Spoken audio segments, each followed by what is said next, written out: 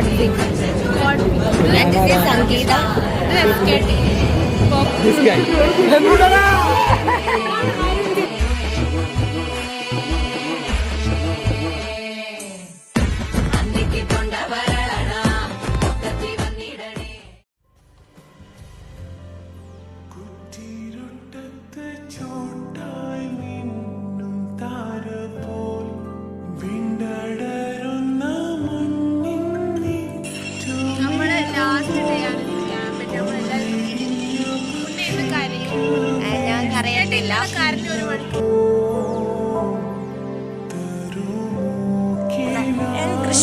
കൃഷ്ണദേവന് സങ്കടമായിട്ട് മാറിയിരിക്കുകയാണ് ഗായ്സ്.